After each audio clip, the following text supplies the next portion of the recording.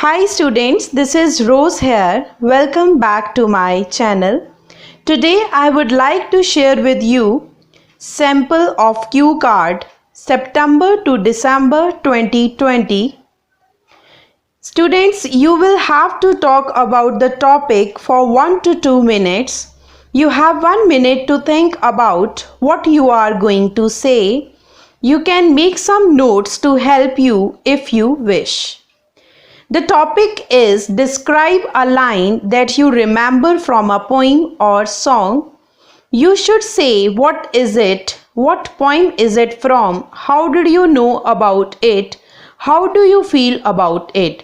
So हमें एक ऐसी कोई भी पोइम से या सॉन्ग से कोई हमें जो लाइन है हमें याद है वो उसके बारे में हमने बोलना है और बोलना क्या है, वो क्या लाइन है या वो क्या पोइम है और पोइम कहाँ से या वो सॉन्ग कहाँ से लिया गया है. How did you know about it, आपको कैसे पता लगा था. How do you feel about it, आप कैसा महसूस करते हैं. Now the topic poems are part of writing which tries to express thoughts and feelings with the help of sound and rhythm. So poems क्या हैं, एक लिखने का पार्ट हैं. पोइम्स को भी लिखा जाता है कि जो कि हम अपने थॉट्स एक्सप्रेस कर सकते हैं, अपने विचार प्रकट कर सकते हैं, अपनी जो फीलिंग्स हैं जो हम महसूस करते हैं उसको प्रकट कर सकते हैं. किसकी, with the help of sound की मदद से या कोई रिदम की मदद से. I am fond of reading story books. मुझे रीडिंग बुक्स रीड करना, स्टोरी बुक्स रीड करना बहुत अच्छा लगता है. The line which I remembered from the poem and has a deep meaning in everyone's life. तो आप I am fond of reading story books, ठीक है. तो जो लाइन मुझे एक याद है उस पोइम में से has a deep meaning in everyone's life, हर एक की ज़िंदगी में एक बहुत ही गहरा जो है उसका मतलब है. Is it when things seem worse then you must not quit. It is from the poem Don't Quit written by John Greenleaf. तो हमने यहाँ बता दिया उसको लिखा किसने है, जॉन ग्रीनलीफ ने है. और उसमें क्या लाइन है, It's when things seem worse that you must not quit. सब चीज़ें हमारी ज़िंदगी में, हमें कहीं भी अगर ज़िंदगी में या कहीं भी हमें वो चीज़ें अगर बुरी दिखनी शुरू हो जाती हैं तो हमें कभी भी क्विट नहीं करना चाहिए, बल्कि उस चीज़ को जीतने के लिए मुकाबला करना चाहिए. ठीक है. ज़िंदगी के किसी भी मोड पे हमें कई चीज़ें वर्स लगनी शुरू हो जाती हैं, हम बहुत ज़्यादा स्ट्रेस में चले जाते हैं कि नहीं अब कुछ नहीं बनेगा, है ना. इस तरह की लाइन है इस पोइम में जो मुझे बहुत पसंद है. After that I could not stop me from reading this poem. तो इसके बाद जब मैंने ये लाइन पढ़ी तो मैं रोक ही नहीं पाई अपने आप को इस पोइम को पढ़ने से. It motivate me a lot and gave me some positive vibes. So इसने मुझे बहुत ही मोटिवेट किया और मुझे जो है एक पॉजिटिव वाइब्स भी दी. Although I used to read stories and thoughts, when I read this poem, I fell in love with reading poems. चाहे जो है I used to, मैं क्या है स्टोरीज पढ़ती हूँ but and thoughts, और when I read this poem, और जब मैंने इस पोइम को पढ़ा तो मैं बस दीवानी होगी पोइम्स को पढ़ने की. I made a chart of this poem and hung it on the wall of my room. तो मैंने क्या किया, इस पोइम का एक चार्ट सा बना दिया और अपनी रूम की वॉल पे इसको हैंग कर दिया. However, I am not a professional writer, but this poem makes me interested in writing poems as well. हालांकि मैं जो है एक प्रोफेशनल राइटर तो नहीं हूँ, लेकिन मुझे इस पोइम ने एक इंटरेस्टेड बना दिया इस चीज़ में कि मैं एक पोइम लिखूँ साथ में. ठीक है. So when I am about to give up, then I generally read this poem which encourages me to stay focused on my life goals. तो जब भी मुझे लगता है कि मैं बस छोड़ दूँ, है ना, कई बार हम हार जाते हैं, स्ट्रेस में आ जाते हैं, कई मोड़ आते हैं कई ऐसे लाइफ में, तो मैंने जब भी मुझे ऐसा लगता है कि मैं गिव अप कर दूँ, नहीं, तो मैं ये पोइम तभी पढ़ती हूँ और या पढ़ता हूँ, ठीक है, जो कि मुझे इनकरेज करता है कि मैं फिर फोकस्ड रहूँ, वहीं पे रहूँ, अपनी लाइफ का जो गोल है उसको अचीव करने में हार्ड वर्क करूँ. ठीक है. Moreover, this poem is suggested by me to my friends. इसके अलावा अगर देखूँ तो मैं ये जो पोइम है, और इससे ज़्यादा मैं ये कहना चाहती हूँ कि मैं पोइम मेरे द्वारा सजेस्ट की जाती है मेरे फ्रेंड्स को, who are facing the toughest past of their life, to encourage them, जो अपनी ज़िंदगी का कोई उनके मुश्किल मोड है, ठीक है, तो उनको उस चीज़ से बाहर आएंगे और इनकरेज हो जाएंगे. Eventually I would say I shall never forget this line in my whole life because of its meaningful words which have a direct connection to my heart.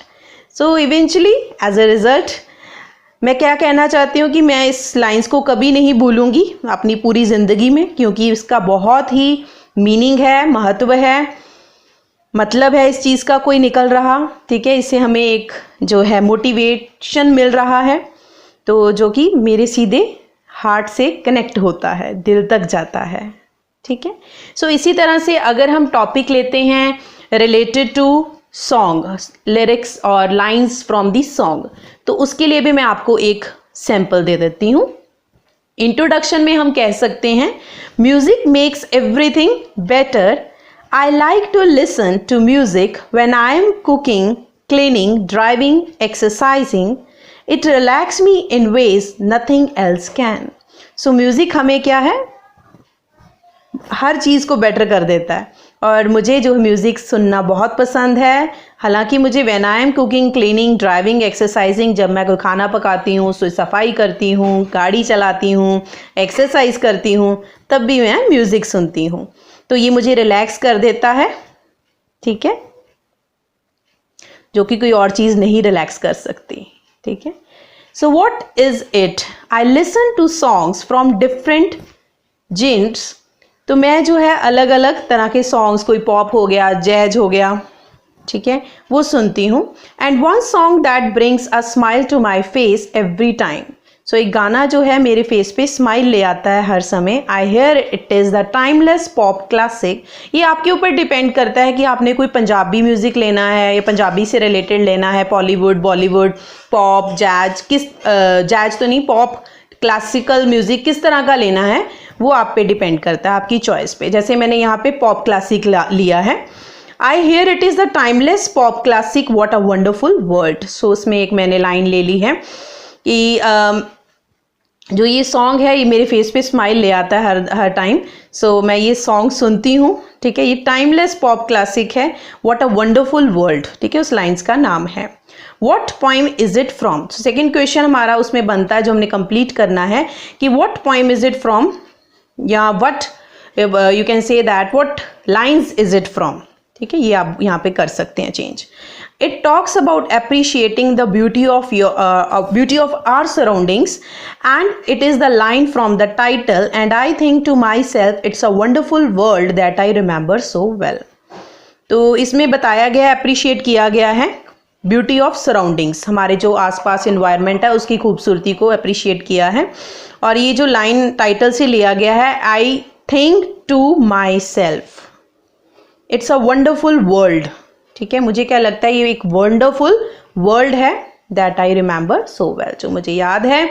It was first recorded by Louis Armstrong in 1968. So इसको record किसने किया था? जैसे आप कोई Punjabi song लेते हो या बॉलीवुड किसी भी तरह का लेते हो, तो आप उसके अकॉर्डिंग बोल दोगे कि ये कब रिकॉर्ड हुआ था, ये आप बता सकते हो, ठीक है. जैसे ये रिकॉर्ड हुआ है Armstrong in 1968, but there have been many more versions of it since then sung by various artists. तो कई वर्जन भी इसके आ चुके हैं, वो आप बता सकते हो.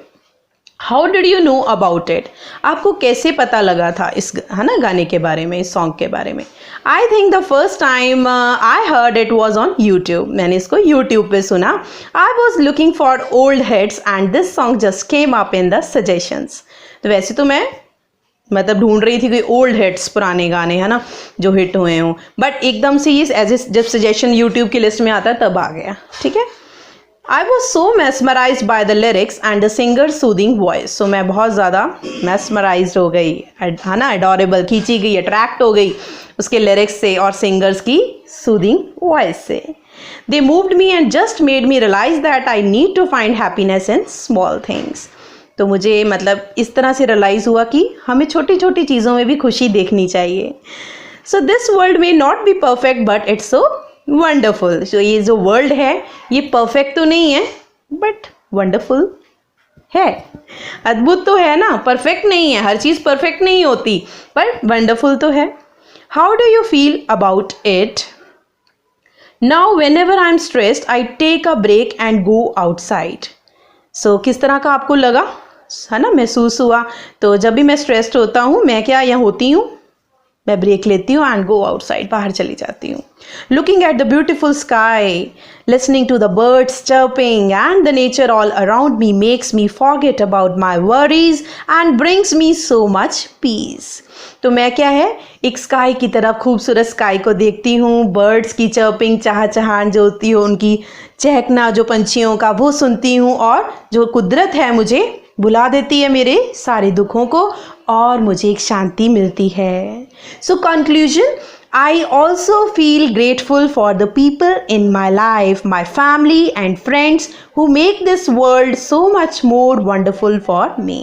तो मैं बहुत जो है ऐसा एक जो ग्रेटफुल महसूस करती हूँ कि मेरी ज़िंदगी में जो लोग हैं, मेरा परिवार है, मेरे दोस्त हैं, जिन्होंने मेरे वर्ल्ड को अद्भुत और खूबसूरत बनाया है मेरे लिए. ठीक है, सो ये क्यू कार्ड है. Students, I hope this sample will be definitely help you for your exams so that you can able to score good bands. I will update more samples of latest cue cards from September to December 2020 in the upcoming videos, right? So please help this channel to gain more vibrations by sharing this video to your family and friends, right? So please don't forget to press on the bell icon button.